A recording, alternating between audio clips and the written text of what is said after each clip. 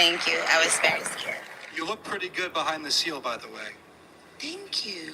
I must admit, your competition, which really isn't competition, didn't really look good behind the seal when they were with Kamala Harris. Oh. Just saying. So, Nicki, look, everyone knows that you are the undisputed queen of rap, but what many people in this room might not know about you is who was Nicki before the fame? How did you grow up? Where did you grow up? What was the financial situation of your upbringing? Well, I grew up in Southside Jamaica, Queens, New York City, and thank you. And humble beginnings, and I would say that actually I came from a different country at about 5 years old, and always wanted the American dream. I thought that when I came to the United States, I was going to be like moving into like a castle, and I was going to be wearing big like poofy dresses and going out to like ballrooms. I don't know why I had that idea. But anyway, so my parents both worked really hard, and I guess you could say they were very motivating people, believed in me, but we really didn't have much. There were times that in between jobs, I definitely remember my mother having to be dependent on the government for help. But it would always be a couple months here and there. Like if she lost her job, she never felt comfortable staying on government assistance. So it'd be a couple months here and there, but it always made me think, I don't ever want to have that burden when I get older. Even as a kid, I felt like this isn't how things are supposed to be, but I don't know how I knew that. And I remember one day asking her, how much did you make? And the look on her face when she told me the amount, like when she showed me her check, I could literally remember how it looked to this day. And even as a kid, I could tell she was disappointed in her check. So it always instilled something in me to be a go-getter and to like make my family proud by way of achieving my goals. So I would set really outlandish goals, kind of, and just hope for the best. And that worked out pretty well for you. I'd say so. And I think it's safe to say that your family is more than proud of you. Yes. And we're also very grateful that your family shared you with the rest of us, because you have so many millions of fans all across the globe. So thank you for sharing that. And we're here today obviously to talk about this Trump Accounts program. And I read in the New York Post this morning, which is real news for the most part. There's some fake news out there, right? And they might be in the room. But New York Post is real news, and they wrote today that you are partnering kind of with the Trump Accounts program to get hundreds of thousands of dollars to some of your supporters who end up having children. Why is this program something that you want to partner with and get involved? Struggling with Wi-Fi dead zones that ruin your streaming experience? This powerful... Well,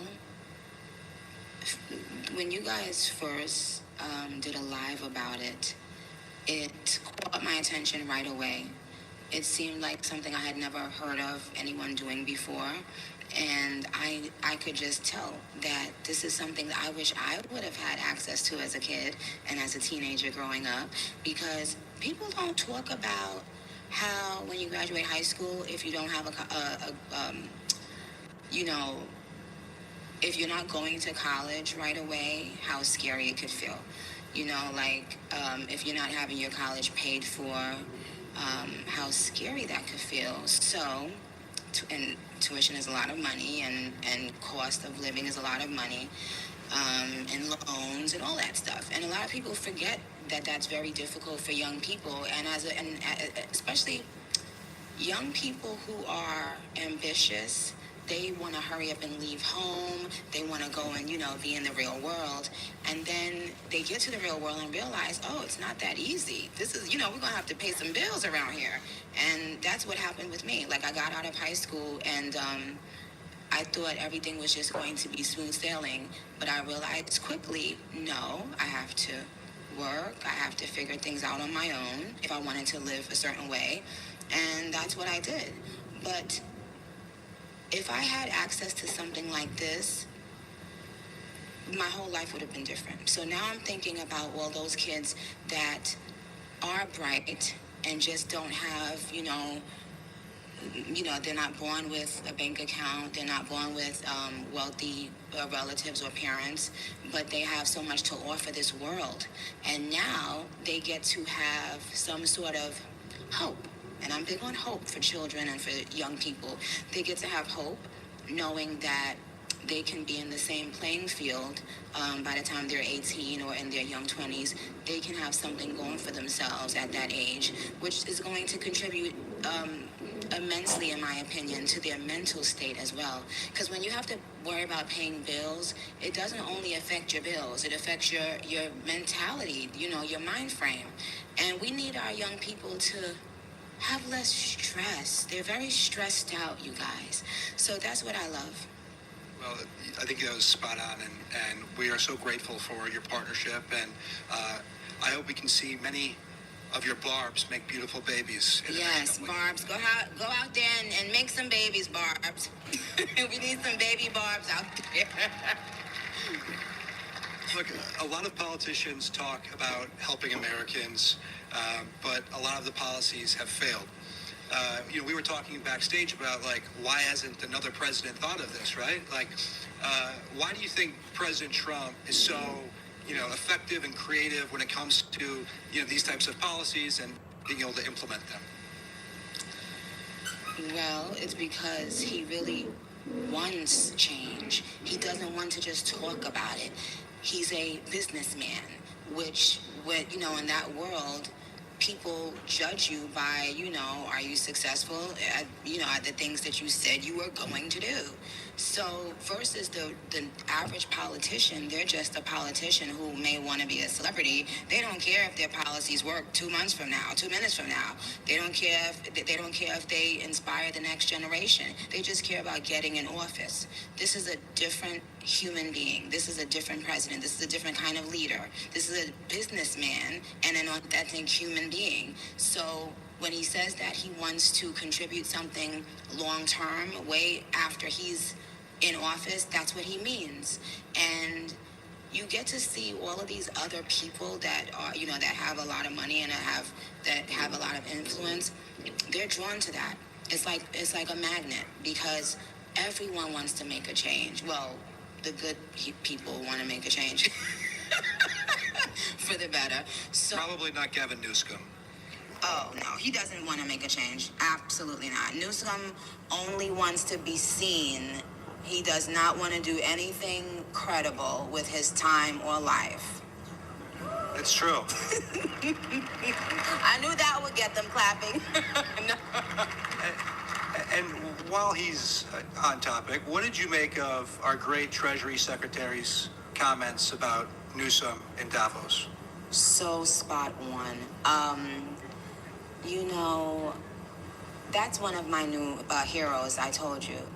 Now, because of the way he so calmly and confidently obliterated New Scum.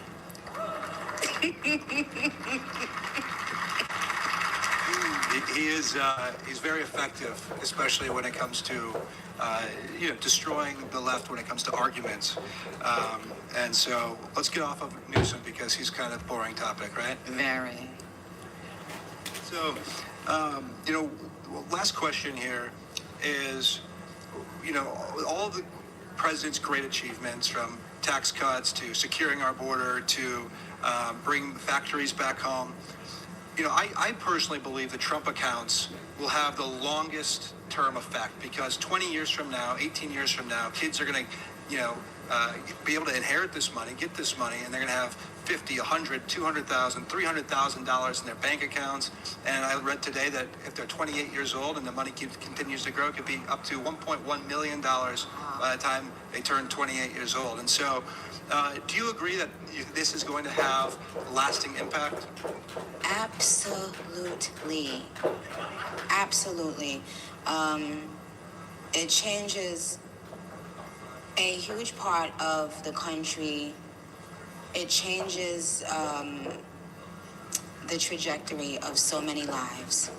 And now, these children will be able to loosen up a bit, enjoy, being young, enjoy, time being in high school and in college, knowing that they can have fun again while becoming a businessman or a businesswoman. Like, to me, there's nothing greater, well, almost nothing greater, than teaching financial literacy to young people. I think it's so important. I think it should be in the curriculum in schools, actually, because it's a life-changing thing. They don't teach it, and it's what children need. It's what everyone needs. And these children, some of them, will be able to teach even their parents about investing, right? And I mean, that's a beautiful thing. No, absolutely. Nicki, I think everybody here is so grateful for your appearance. I know the president is. And we have a very special place we need to go visit now, so we have to cut this a little bit short. But, this was such a fun discussion with you, Yes. and we are so grateful for you using your platform for good, advancing, highlighting the great victories of this administration, and also, I think most importantly, speaking out in defense of Christians who are being persecuted. You were incredibly courageous, and we're grateful for you. I appreciate you guys. And thanks for hanging out with me, y'all. And thank you to our amazing president and his amazing administration. May God continue to bless them in all that they do. Thank you, guys.